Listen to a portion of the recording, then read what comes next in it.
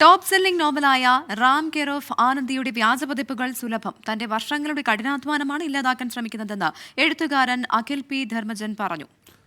തിരുവനന്തപുരത്ത് വ്യാജപതിപ്പ് നിർമ്മിച്ച ആൾക്കെതിരെ കേസെടുത്തിരുന്നു. 45ഓളം പതിപ്പുകൾ പുറത്തിറക്കിയ കേരളത്തിലെ ഒരുപക്ഷെ ടോപ്പ് സെല്ലിംഗ് വിഭാഗത്തിൽ ഉൾപ്പെടുന്ന റാം കെയർ ഓഫ് ആനന്ദിയുടെ എഴുത്തുകാരൻ അഖിൽ പി ധർമ്മജനാണ് നമ്മളോടൊപ്പം ഉള്ളത്. അങ്ങേക്കൊരു വിഷമമുള്ള ഒരു കാര്യം എന്ന് പറയുന്നത് ഇതിൻ്റെ വ്യാജ പതിപ്പ് ഇറക്കുകയും അത് വിതരണം ചെയ്യുകയും ചെയ്തു. എന്താണ് ഇപ്പോൾ അങ്ങേക്ക് അതുമായി ബന്ധപ്പെട്ട് ലഭ്യമാകുന്ന വിവരങ്ങൾ? അതിലൊരാളെ ഇപ്പോൾ പൂന്തുറയിൽ നിന്ന് പിടിച്ചിട്ടുണ്ടെന്നാണ് പറയുന്നത്. എനിക്ക് സത്യത്തിൽ ഒരു സൃഷ്ടി ഒരാളെ ഹേർട്ട് ചെയ്യണമെന്ന് ഞാൻ വിചാരിക്കുന്നില്ല. പക്ഷേ ഈ പറയുന്ന ആദ്യമേ എനിക്ക് PDF ഇതിൻ്റെ ഇറങ്ങിയിട്ടുണ്ടായിരുന്നു. അപ്പോൾ ഞാൻ സോഷ്യൽ മീഡിയയിൽ വന്നിട്ട് ഞാൻ പറഞ്ഞു, ആരും ദയവ് ചെയ്ത് PDF അയക്കരുത്, അല്ലെങ്കിൽ അത് വായിക്കരുതെന്നല്ല, അതിൻ്റെ അകത്ത് മോശമായിട്ടുള്ള രീതിയിലാണ് എഡിഷൻസ് വന്നിട്ടുള്ളത്. അതായത് ചാപ്റ്റേഴ്സ് ഇല്ല, പിന്നെ ഇതേ കണക്ക് തന്നെ ഇരിക്കുന്ന കോപ്പികളാണ് ഇറങ്ങുന്നത്. പക്ഷേ അത് നോക്കുമ്പോൾ മനസ്സിലാകും, അകത്ത് ഇങ്ങനെ ഫോട്ടോസ്റ്റാറ്റ് എടുത്ത കണക്ക് കറുത്ത പാടുകളുണ്ട്. ആൾക്കാർ ചോദിക്കും ഇതെങ്ങനെ മനസ്സിലാവുമെന്ന്.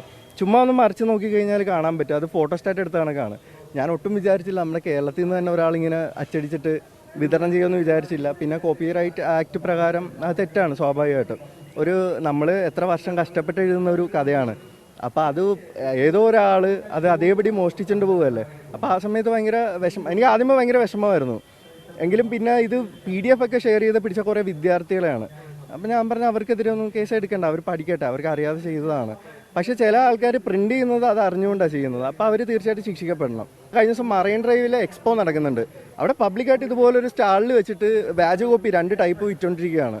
അപ്പോൾ DC ആൾക്കാർ വന്നത് വാങ്ങി വെരിഫൈ ചെയ്തു, പോലീസിൽ കേസ് കൊടുത്തു. പോലീസ് അപ്പോൾ തന്നെ ഇമ്മീഡിയറ്റ് ആയിട്ട് ആക്ഷൻ എടുത്തു. അപ്പോൾ പലർക്കും അറിയില്ല ഇതൊരു ക്രൈമാണെന്ന് അറിയില്ല.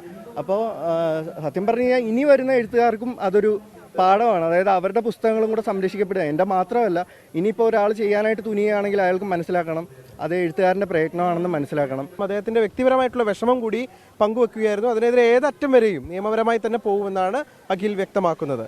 രാജീവ് സുദേവിനൊപ്പം പാലക്കാട് നിന്ന് നിഖിൽ പ്രമേഷ്, 24.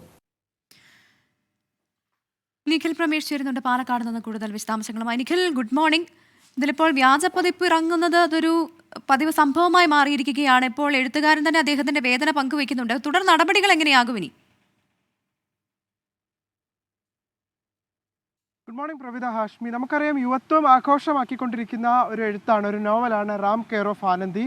അതിൻ്റെ 45ഓളം പതിപ്പുകൾ ഇപ്പോൾ പുറത്തിറങ്ങിക്കഴിഞ്ഞു. അത്രയധികം വിറ്റഴിക്കപ്പെടുന്ന ടോപ്പ് സെല്ലിംഗ് വിഭാഗത്തിൽപ്പെടുന്ന ഒരു നോവൽ തന്നെയാണ്. അതിൻ്റെ വ്യാജ പതിപ്പാണ് ഇപ്പോൾ പുറത്തിറങ്ങിയിരിക്കുന്നത്. തിരുവനന്തപുരം സ്വദേശി ഇതുമായി ബന്ധപ്പെട്ട്, പൂന്തുറ സ്വദേശി ഇതുമായി ബന്ധപ്പെട്ട് ഇപ്പോൾ നിലവിൽ അറസ്റ്റിലായിട്ടുണ്ട്. ഈ സംഭവം കഴിഞ്ഞ ഏതാനും ദിവസങ്ങളായി തൻ്റെ ശ്രദ്ധയിൽപ്പെടുന്നെന്നും ഒരു എഴുത്തുകാരൻ്റെ വർഷങ്ങളുടെ കഠിനാധ്വാനമാണ് ഇതിലൂടെ ഇല്ലാതാവുന്നത് എന്നുമുള്ള വേദനയാണ് അഖിൽ പി ധർമ്മജൻ വ്യക്തമാക്കുന്നത്. അഖിലിൻ്റെ ഒരു പശ്ചാത്തലം നമുക്കറിയാം. ആദ്യമായി ഒരു നോവൽ എഴുതുകയും അത് വിതരണം ചെയ്യാൻ വഴിയില്ലാതെ സ്വന്തമായി തലച്ചുമടായി കൊണ്ടു നടന്ന് അത് വിതരണം ചെയ്ത ഒരു വ്യക്തിയാണ്. അതിൽ നിന്ന് ഇത്രത്തോളം വളർന്ന് തിരക്കഥാകൃത്ത് വരെ ആയിട്ടുള്ള ഒരു ചെറുപ്പക്കാരനാണ്. സ്വാഭാവികമായിട്ടും അഖിലിനെ സംബന്ധിച്ചിടത്തോളം അദ്ദേഹത്തിന് വലിയ വേദനയും പ്രയാസവുമാണ് ഉണ്ടാക്കിയിട്ടുള്ളത് എന്നുള്ളതാണ് അദ്ദേഹം പറയുന്നത്. പലയിടങ്ങളിലും ഇത്തരത്തിൽ ഫോട്ടോസ്റ്റാറ്റ് പ്രിന്റുകൾ വരെ പുറത്തിറങ്ങുന്നുണ്ട്.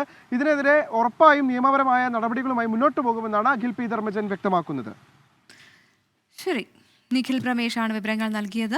ആ പുസ്തകം ഇറങ്ങി കുറച്ചായപ്പോൾ തന്നെ ഇതിൻ്റെ PDF വാട്സാപ്പിലൊക്കെ വല്ലാതെ പ്രചരിച്ചതാണ്. അപ്പോൾ അത് വായിക്കരുത് എന്നൊക്കെ വലിയ വൈകാരികമായി പറഞ്ഞതാണ് അതിൻ്റെ ഗ്രന്ഥകർത്താവ്. പക്ഷേ അതൊന്നും പുസ്തകത്തിനെ ബാധിക്കുന്നില്ല. യഥാർത്ഥ വായനക്കാർ പുസ്തകം പുതിയതായി വാങ്ങി തുറന്ന് അത് മണപ്പിക്കുക. പുസ്തകത്തിൻ്റെ മണമൊക്കെ ഉണ്ട്.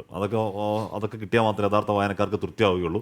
അതുകൊണ്ട് ഒരു പരിധിയിൽ കൂടുതൽ അങ്ങനെ വിൽപ്പനയൊക്കെ ബാധിക്കുമോ എനിക്ക് അറിഞ്ഞുകൂടാ. പക്ഷേ ആ ഗ്രന്ഥകർത്താവിൻ്റെ വേദന, ആശങ്ക, അത് വളരെ ജെനുവിനായ ആശങ്കയാണ്.